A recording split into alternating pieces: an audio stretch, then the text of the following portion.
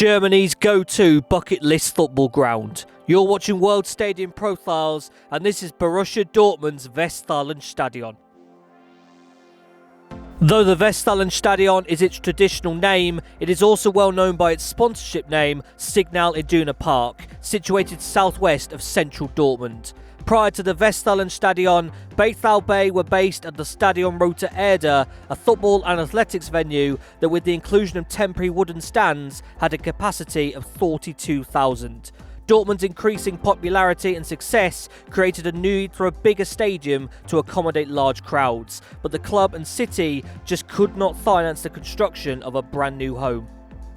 An opportunity arose in 1971, however. West Germany was scheduled to host the 1974 FIFA World Cup, with Cologne being one of its host cities.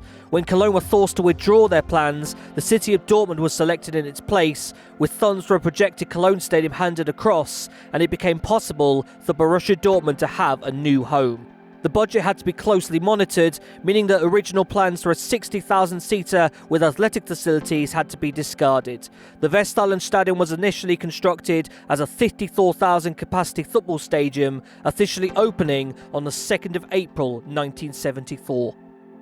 At that 1974 FIFA World Cup, the Westfalenstadion would host a total of 4 games, 3 during the first group stage and 1 during the tournament's smaller second group stage. The Total Football Netherlands side, who was synonymous with that 74 World Cup, played in 3 of the 4 games that were held here.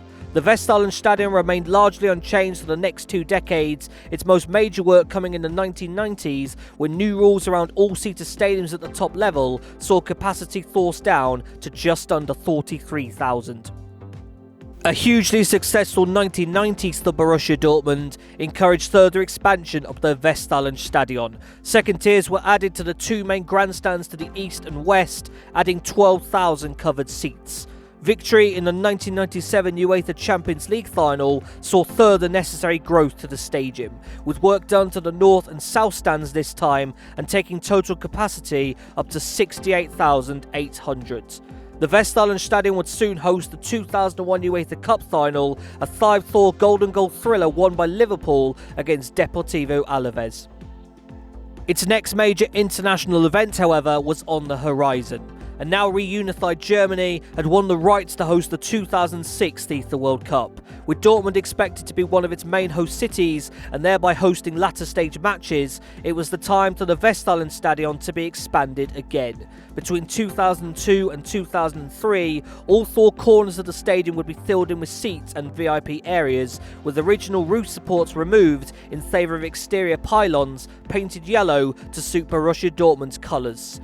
The result, a stadium with an international capacity of around 66,000 and a domestic capacity of over 81,000.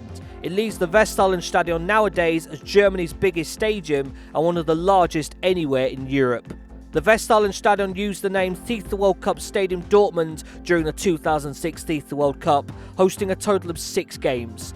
4 group stage matches, as well as Brazil 3, Ghana 0 in the round of 16 and Germany 0, Italy 2 in the first semi-final. 16 years later, it gained further tournament experience by being a host venue at UEFA Euro 2024. 6 total games took place in Dortmund, including the second semi-final where England beat the Netherlands 2-1. The Westfalenstadion remains a giant on the European stage, its 8 main yellow supports a standout feature of the exterior. Dortmund's former Stadion Rote Erde home remains immediately east of the stadium, nowadays a 9,999 capacity football stadium used by Borussia Dortmund 2.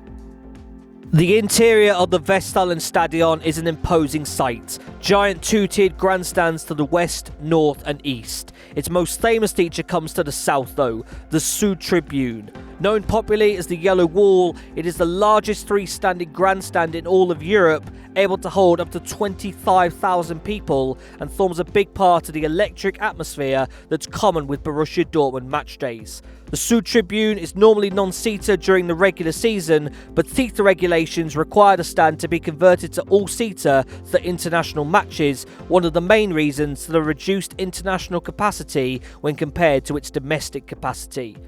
The stadium's maximum capacity at the time of writing sits at 81,365.